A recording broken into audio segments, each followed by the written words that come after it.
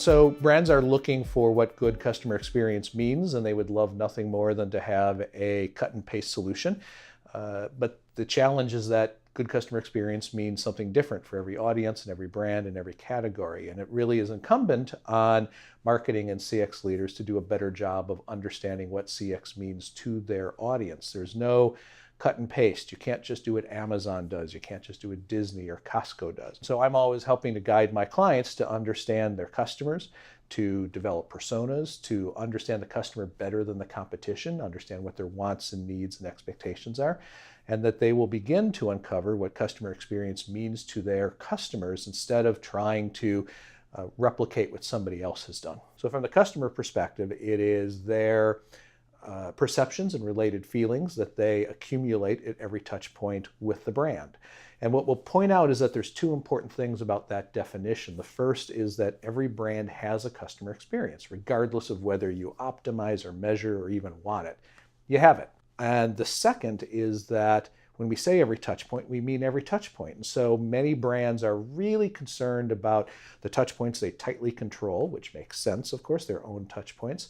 But it's also their paid touch points, and more importantly, it's their earned touch points. What people say about them face-to-face, in social media, in traditional media, actually impacts people's perceptions and related feelings. I think a wonderful example is Uber. Uber came out of nowhere, swamped this established and protected marketplace of taxis, and they did it because they had this wonderful customer experience. They paid very little in advertising.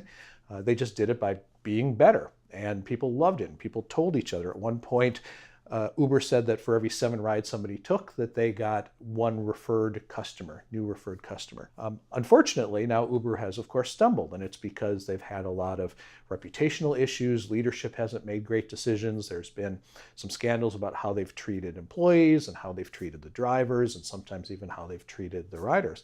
And even though nothing changed with that brand's customer experience, same app, same drivers, at the end of the day, there was a problem, and it's because the earned touch points began to change people's perceptions. And so it really points to how important customer experience is, not just in the front line, but really understanding from top to bottom what we have to do to manage these perceptions and related feelings. Now, the other definition, which is the one that I think marketers and CX leaders need to know, is customer experience management. And that's a discipline. It's the discipline of reacting to and understanding customer interactions in order to meet and exceed expectations. And I'll always say this, I always pause when I give this definition. I say, in order to lift satisfaction, loyalty, and advocacy. So if you define customer experience as every touch point, then you make customer experience everything the organization does. And of course, if you make it everything, it becomes nothing. So what we try to do is we put guardrails up. And those guardrails are, if you are not orienting yourself to loyalty, satisfaction, and advocacy, you are not really doing customer experience.